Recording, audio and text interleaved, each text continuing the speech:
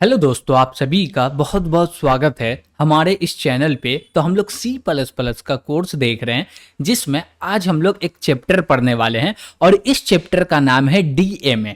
DMA का जो full form होता है वो होता है dynamic memory allocation. Got it. तो चलिए हम लोग देखते हैं कि इस चैप्टर में कितने टॉपिक है जिनको पढ़ना है। तो हम लोग सबसे पहले पढ़ेंगे कि भैया SMA क्या होता, फिर DMA समझेंगे, न्यू समझेंगे, डिलीट समझेंगे और कुछ एग्जाम्पल्स देखेंगे। ओके, ठीक है। तो सबसे पहले हम लोग देख रहे हैं SMA। तो SMA जो है ये शॉर्ट है, इसका फुल फॉर्म होता है static memory allocation. Got it. Static memory allocation का मतलब ये होता है कि जब भी C++ में कोई भी प्रोग्राम लिखते हैं तो पहले वो कंपाइल होता फिर जाके रन होता। तो जो भी उसके अंदर में वेरिएबल क्रिएट होता है तो वो वेरिएबल का डिसीजन लेना क्या बोलते हैं कि कंपाइल टाइम पे हो रहा है तो उसको बोलते हैं स्टैटिक वेरिएबल। जैसे कि हम बोले क्या कि लिख दिए इंट x। अब इससे होगा क्या, जब मेरा कंपाइल होगा प्रोग्राम तो उस समय पे ये x वेरिएबल क्या होगा भैया, बनेगा। क्या होगा, बनेगा। इसको मेमोरी मिलेगा नहीं लेकिन ये बन जाएगा। इसको डिसाइड हो जाएगा कि भैया इसको मेमोरी जो मिलेगा वो फॉर ब्लॉक मिलेगा। गॉट इट, डिसाइड हो जाएगा। उसके बाद इसका लाइफ टाइम क्या है वो डिसाइड हो जाएगा। उसके बाद इसको कहां कहां से एक्सेस कर सकते वो डिसाइड हो जाएगा। तो मतलब जो भी इसका है हर एक चीज कंपाइल टाइम पे डिसाइड होना, गॉट इट, उसको बोलते हैं static memory allocation. Got it. और इसमें रन टाइम पे कोई भी चेंजेस नहीं हो सकता।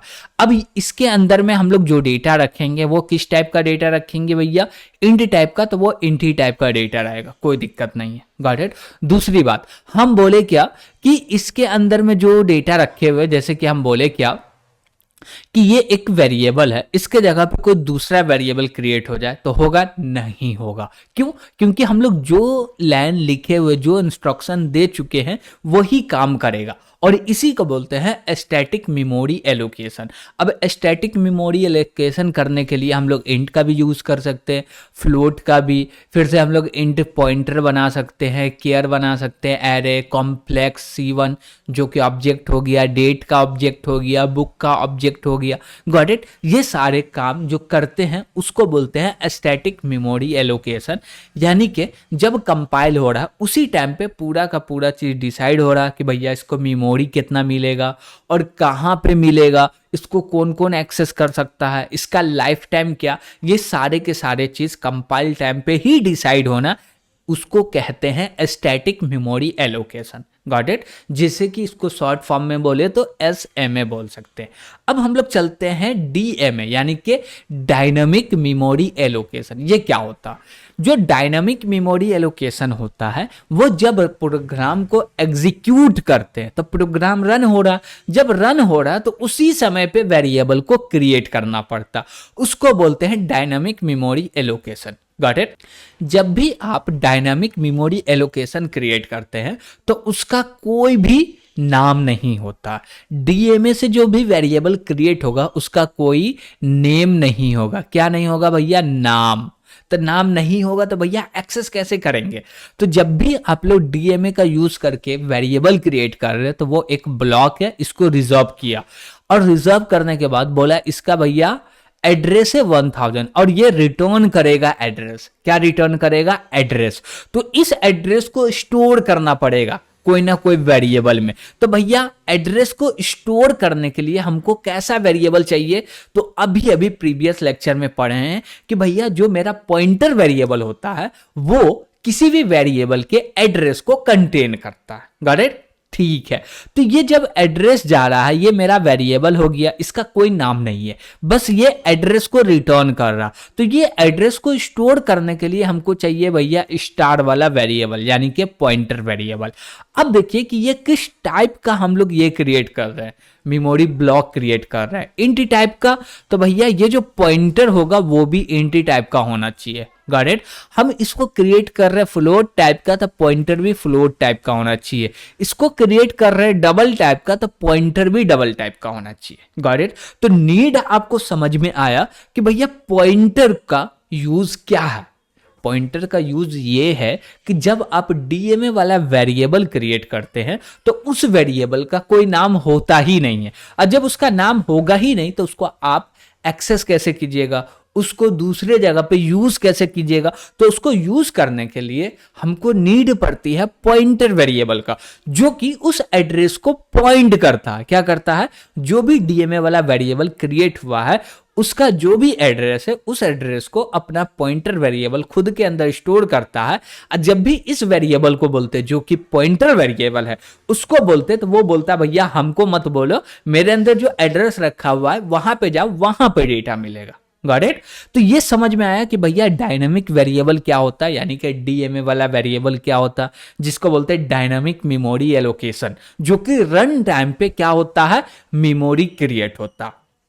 और एक चीज, जो भी डीएमए से वेरिएबल क्रिएट होगा रन टाइम पे, क्या बोले, जो भी डीएमए से वेरिएबल क्रिएट होगा रन टाइम पे, तो उसका कोई भी स्कोप नहीं होता, कोई भी उसका लाइफ टाइम नहीं होता। इसका मतलब क्या है कि ये क्रिएट कर लिया और इसका एड्रेस है 1000, इसको जो भी आपका प्रोग्राम है उस प्रोग्राम में कहीं पे इस ब्लॉक को एक्सेस कर सकते हैं, और जब तक आपका प्रोग्राम एग्जीक्यूट करेगा तब तक ये मेमोरी रहेगा, ये खुद से रिलीज नहीं होगा।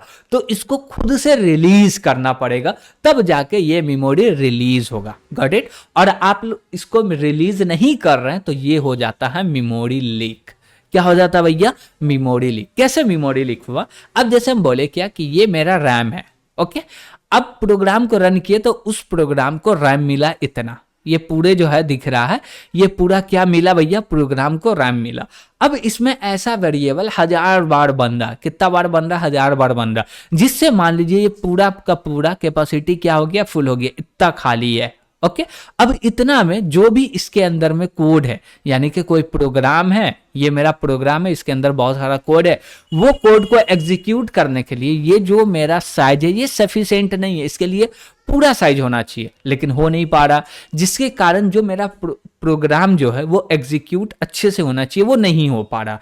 वो इसलिए क्योंकि जो ब्लॉक मिला था, जो मेमोरी मिला था प्रोग्राम को, वो तो भैया क्या किया, मेमोरी को लीक कर दिया, यानी कि एक ऐसा प्रॉपर्टी क्रिएट कर दिया जो कि न यूज वाला है, न उसका एड्रेस है हमारे पास, न उसको यूज कर सकते हैं।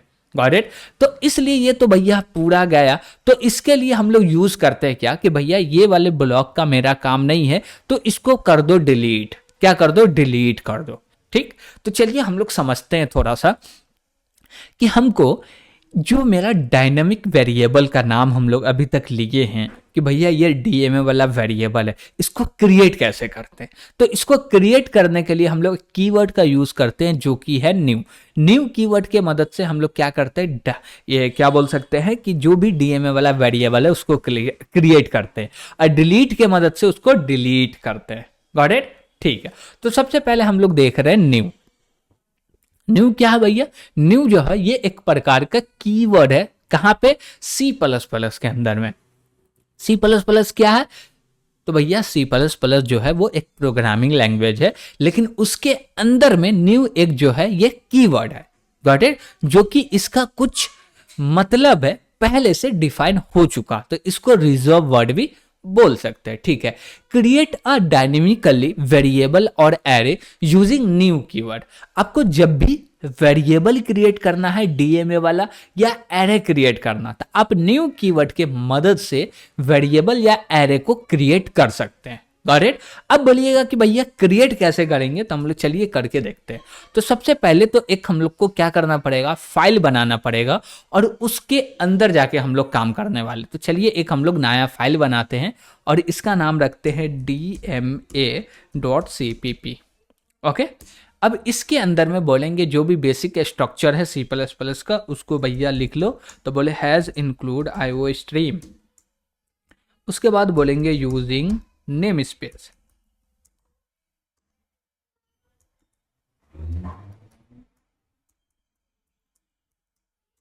और बोले std, और इसके बाद बोलेंगे क्या कि फंक्शन क्रिएट करो जिसका नाम रखे मेन, और इसके अंदर में हम लोग काम करने वाले। Got it. हम बोले क्या कि हमको एक चाहिए वेरिएबल जो कि रन टाइम पे क्रिएट होगा। ठीक है, अब वो वेरिएबल रन टाइम पे क्रिएट हो रहा है, तो उसका कोई एड्रेस होता है क्या? नहीं, सॉरी, उसका कोई वेरिएबल का नेम होता है क्या? नहीं होता। तो क्या होता है? एड्रेस होता।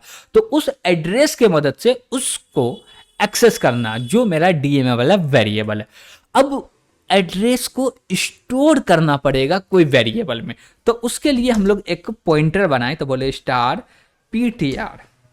Got it. अब बोले क्या कि एक इंट टाइप का ब्लॉक क्रिएट करो। तो कैसे करेंगे? बोलेंगे न्यू और बोल देंगे इंट। हो गया। और कुछ करना नहीं।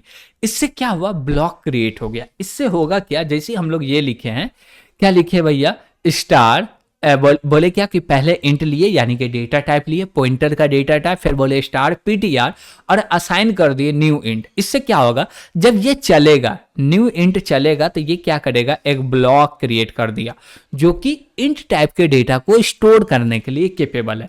अब इसका कुछ एड्रेस होगा जो कि है 1000, और ये 1000 स्टोर हो जाएगा किसमें भैया? जो मेरा ptr है। Got it. तो ptr के अंदर में क्या हुआ? 1000 स्टोर हो गया।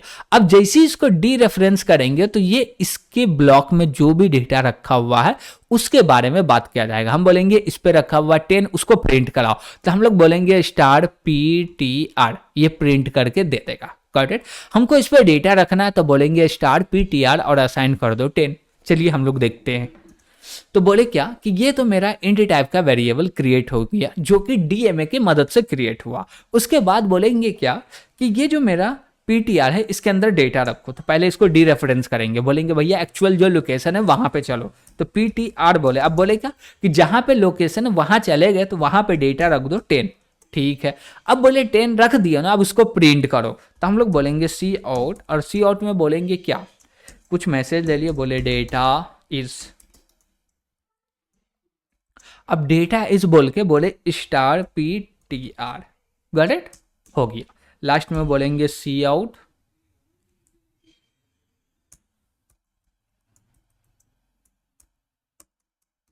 और लास्ट में बोल दिए रिटर्न 0। ओके, ठीक है। तो हम लोग बोले क्या कि लाइन नंबर 5 में एक डायनामिक वेरिएबल क्रिएट किए और असाइन कर दिए ये पॉइंटर जो मेरा वेरिएबल है, इसके अंदर इसका एड्रेस, जो भी मेरा डायनेमिक वेरिएबल क्रिएट हुआ उसका जो भी एड्रेस है वो ptr के अंदर असाइन कर दिया।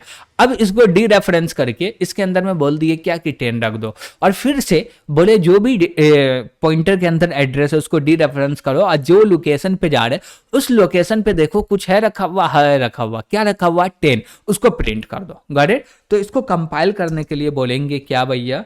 g++-std असाइन c ++17 और बोलेंगे -o, और इसका नाम है DMA। तो बोलेंगे DMA.cpp। अब जैसे इसको कंपाइल करेंगे तो अब इसको रन करना पड़ेगा। तो चलिए हम लोग रन कर लेते हैं। तो जैसे इसको रन किए तो ये हमको डेटा इज 10 प्रिंट करके दे दिया। Got it. अब आपको यहाँ पे जो भी डेटा देना वो दीजिएगा, वो स्टोर हो जाएगा। और एक चीज, यहाँ पे जो मेरा वेरिएबल क्रिएट हुआ है ये डायनेमिकली वेरिएबल क्रिएट हुआ। तो एक चीज आपको समझ में आया होगा कि भैया पॉइंटर का नीड क्यों है, पॉइंटर की जरूरत क्यों है। पॉइंटर को नहीं पढ़ते तो क्या डायनेमिक वेरिएबल क्रिएट कर सकते हैं क्या? नहीं। और एक चीज, अब बात आएगा क्या कि भैया डायनामिक वेरिएबल क्यों क्रिएट करें जब मेरा रन टाइम पे क्या बोलते हैं स्टैटिक वेरिएबल है ही, उसको क्रिएट करके यूज कर ही रहे। तो बहुत सारे ऐसे सिचुएशन मिलेंगे जहां पे स्टैटिक वेरिएबल नहीं चलेंगे, यानी कि एसएमए वाला वेरिएबल नहीं चलेगा। वहां पे नीड ही है कि भैया आपको डीएमए वाला वेरिएबल की जरूरत है, तो वहां पे तो क्रिएट करना पड़ेगा, और वहां पे क्रिएट करना पड़ेगा तो पॉइंटर को भी यूज करना ही पड़ेगा। तो ये जो दोनों टॉपिक है ये बहुत ही इंपॉर्टेंट है, जो कि पॉइंटर और डीएमए वाला टॉपिक है, बहुत ही इंपॉर्टेंट टॉपिक है। ओके, तो इसको भूलिएगा नहीं, इस पे और ज़्यादा से ज़्यादा प्रैक्टिस करना है अच्छे से, और बहुत सारे प्रॉब्लम करना है, डेमो करना है। Got it. और उसमें कोई भी दिक्कत होगा तो कमेंट के माध्यम से ज़रूर पूछिएगा। अब हम लोग इसमें बोलते हैं क्या, ये तो मेरा वेरिएबल क्रिएट हुआ, अब एरे क्रिएट करते हैं। क्या करते हैं? एरे क्रिएट करते हैं। अब एरे कैसे क्रिएट करेंगे? हम लोग बोले किस टाइप का एरे क्रिएट करो, इंटी टाइप का कर लेते हैं। ठीक है। अब इंटी टाइप का एरे क्रिएट करेंगे तो एक पॉइंटर चाहिए, तो बोले क्या, स्टार ARR, इसके अंदर में असाइन कर दो, क्या असाइन कर दो? इंट। और इंट में क्या बोलेंगे भैया, पहले इंट बोलते हैं क्या? नहीं, तो पहले क्या बोलते हैं? पहले न्यू कीवर्ड का यूज करते हैं, तो हम लोग बोले न्यू, उसके बाद क्या बोलेंगे? इंट। क्या अब स्क्वायर ब्रैकेट लगेगा? यस लगेगा। क्यों लगेगा?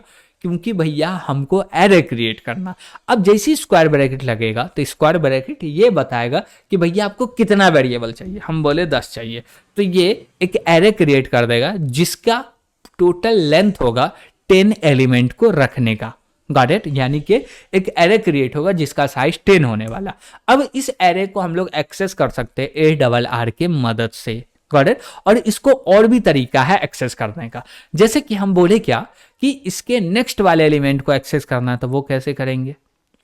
तो हम देखिए कि मान लीजिए कि हम बोले क्या कि जो भी 5 इंडेक्स पे डेटा मतलब कि जो भी मेरा 5 इंडेक्स है उस पे डेटा रखो। कैसे रखेंगे? बोलेंगे ARR, डायरेक्ट स्क्वायर ब्रैकेट लगा के आप बोल दीजिए 5, इस पे डेटा रख दीजिए। क्या रखे भैया? तो रख दिए 50, नो प्रॉब्लम। और यहाँ पे डेटा की जगह पे हम लोग प्रिंट कर देंगे। क्या प्रिंट कर देंगे? ARR स्क्वायर ब्रैकेट 5, तो ये 50 प्रिंट करके दे देगा। चलिए इसको कंपाइल करते हैं पहले और फिर जाके इसको करते हैं रन। अब जैसे ही रन किए तो यहाँ पे देख सकते हैं कि भैया 50 प्रिंट हो गया। अब बोलिएगा भैया ARR तो पॉइंटर वेरिएबल है, लेकिन यहाँ पे आप ओनली स्क्वायर ब्रैकेट लगा रहे हैं, डी रेफरेंस नहीं कर रहे। तो बोले कि ये जो स्क्वायर ब्रैकेट है इसको बोलते हैं सबस्क्रिप्ट ऑपरेटर, और इसका नाम दूसरा जो है उसको बोलते हैं डी रेफरेंसिंग ऑपरेटर। ये डी रेफरेंस करता है। एक्चुअली ये करता क्या? आप जैसे लिखे ना ARR स्क्वायर ब्रैकेट 5, तो ये बोलेगा क्या कि ए जो है और लिखो RR और इसमें प्लस करो। क्या करो? प्लस करो। प्लस क्या करोगे भैया? 5 से। क्या से? 5 से। और ये जो 5 प्लस होगा, ये जो 5 दे रहे हैं, तो ये जो ARR किस टाइप का है? तो बोलेगा इंट टाइप का। तो 5 में मल्टीप्लाई करो 4 से। किससे मल्टीप्लाई करो? 4 से। तो कितना हो जाएगा भैया? 20 हो जाएगा। तो ये होगा एक्चुअली ये कि ARR के जगह पे कोई एड्रेस हम लोग ले लिए, जैसे कि बोले 1000। ओके, अब 1000 में ये प्लस होगा 20। क्या प्लस होगा? 1000 में प्लस होगा 20। अब इसका रिजल्ट आ जाएगा 1020। क्या आ जाएगा भैया? 1020। अब जैसे आया इसके ऊपर पैरेंथेसिस लगे हुए हैं। अब ये पैरेंथेसिस क्या करेगा? इसके ऊपर में स्टार लगा हुआ। अब क्या करेगा? 1000 जो 20 है ये एक एड्रेस है। अब इस पे स्टार लग के ये इसको डी रेफरेंस कर देगा। अब देखिए बैकएंड में इतना काम हो रहा, लेकिन हम लोग एक्चुअली बस लिख रहे हैं इतना। कितना लिख रहे हैं? इतना लिख के ये पूरे के पूरे काम को रिजॉल्व कर रहे हैं। और आप चाहिएगा तो इसमें डी रेफरेंस कर सकते हैं। अब जैसे कि हम लोग लिखे ना ARR 5, इसके जगह पे आप ऐसे भी लिख सकते हैं। बोलिएगा ARR प्लस 5 और इस पे पैरेंथेसिस लगा दीजिए और बोलिएगा कि यहाँ पे स्टार सिंबल लगा दीजिए। हो गया, दोनों ही सेम है। अब बोलेंगे इसको कंपाइल करके रन करें तो कोई दिक्कत है क्या? नहीं, कोई भी दिक्कत नहीं है। कंपाइल किए और इसको रन किए तो देख सकते हैं यहाँ पे अभी भी 50 आ रहा। गॉट? इसको और भी एक तरीका लिखने का, आप चाहे ना तो ऐसे भी लिख सकते हैं। कैसे भैया? बोलिएगा 5 स्क्वायर ब्रैकेट ARR। ओके, ये भी सही है, कोई दिक्कत नहीं, ये भी सही है। अब इसको भी कंपाइल करते हैं और इसको भी रन किए तो ये भी 50 दिया। ऐसा क्यों हो रहा? हम बोले क्या, यहां पे समझिएगा, हम बोले क्या कि जब हम लोग वो चीज लिखे तो हो क्या रहा है कि हम लोग लिखे ऐसे कि ये मेरा 5 है और लगा दिए स्क्वायर ब्रैकेट ARR ऐसे। Got it? 5 है तो ये मल्टीप्लाई होके यहाँ पे आ जाएगा क्या? 5 × 4 और बोला जाएगा प्लस ARR। अब इसका वैल्यू आ गया 20 में प्लस होगा ARR का वैल्यू 1000 ले लीजिए, तो इसका वैल्यू आ गया 1020। देखिए पहले भी आ रहा था 1020, अभी भी आ रहा, बस लिखने का तरीका चेंज हुआ, लेकिन जो आउटपुट आ रहा, जो एंड में रिजल्ट आ रहा, वो तो सेम आ रहा है ना। तो इसी के लिए हमारे पास मल्टीपल चॉइस है। आपके ऊपर डिपेंड करता है कि आप कौन सा चॉइस को क्या कर रहे हैं भैया, अपना रहे हैं, यूज कर रहे हैं। आप कौन से चॉइस में कंफर्टेबल है, गॉट इट, जिसमें भी आप उसको यूज कर सकते हैं। ठीक है भैया। अब जैसे हम लोग बोले क्या कि भैया ओनली वेरिएबल क्रिएट करना था ऐसे, एरे क्रिएट करना है तो ऐसे, और हम लोग बोले क्या कि हमारे पास 2D एरे क्रिएट करना है तो हम लोग ऐसे क्रिएट कर सकते हैं। एकदम सिंपल है। और एक चीज, ये जो न्यू कीवर्ड है इसके मदद से एक समय पे एक ही वेरिएबल या एरे को क्रिएट किया जा सकता है, एक से ज्यादा नहीं कर सकते। Got it? तो ये चीज का भी ख्याल रखिएगा। अब यहां तक हम लोग समझे कि वेरिएबल को कैसे क्रिएट करें डीएमए से। Got it. Dynamic memory allocation कैसे करें ये चीज समझ में आ गया। तो अब बोले कि जो डायनेमिक मेमोरी एलोकेशन हुआ तो उसको डिलीट भी कैसे करें जब मेरा नीड खत्म हुआ तो उसके लिए हम लोग यूज करेंगे डिलीट कीवर्ड का। डिलीट कीवर्ड क्या है भैया, जो कि डिलीट करता है वेरिएबल को और एरे को यूजिंग डिलीट कीवर्ड। और कौन से वेरिएबल कौन से एरे को डिलीट करता है, जो डायनेमिकली क्रिएट हुआ। कैसे करेंगे भैया, हम लोग बोले क्या, डिलीट एक्स। एक्स क्या है भैया, वेरिएबल का नेम है। Delete square bracket A double R क्या है भैया, 1D एरे है। भैया हम बोले डिलीट डबल स्क्वायर लगा दो, नेम लगा दो, ये 2D एरे। Got it. तो यहां तक आपको कोई भी दिक्कत नहीं होना चाहिए, और इसका थोड़ा सा प्रैक्टिकल करके भी चाहे तो देख सकते हैं। अब जैसे हम बोले क्या कि हमको डिलीट करना है, किसको डिलीट करना है, ये जो मेरा एरे क्रिएट हुआ 10 साइज का, उसको कैसे डिलीट करेंगे। तो हम बोले क्या कि लिखो डिलीट, और डिलीट लिख के ये एरे है तो पहले लगा दो स्क्वायर ब्रैकेट, एरे है तो पहले लगा दो स्क्वायर ब्रैकेट। अब वो एरे का जो एड्रेस है वो कहाँ रखा हुआ, तो वो रखा हुआ भैया ए डबल आर के अंदर, तो दे दिए ए डबल आर।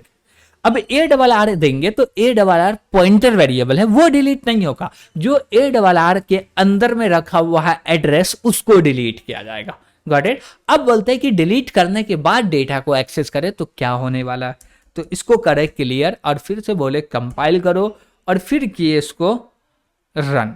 अब जैसे ही रन किए तो ये तो भैया 0 प्रिंट कर दिया, 50 नहीं किया। क्यों नहीं किया भैया, देखिए पहली बात तो ये कि ये जो डेटा स्टोर हुआ उसमें कोई दिक्कत नहीं, डेटा सही जगह पे स्टोर हुआ। लेकिन जैसे ही डिलीट हुआ तो जो मेरा डेटा जहां पे स्टोर हुआ था वो स्पेस हम रिजर्व कर लिए थे। क्या कर लिए थे, रिजर्व कर लिए थे। लेकिन जैसे ही डिलीट किए तो उसको फ्री कर दिए, बेच दिए, तो जो भी उस पर प्रॉपर्टी यानी कि डेटा था वो भी डेटा हट गया।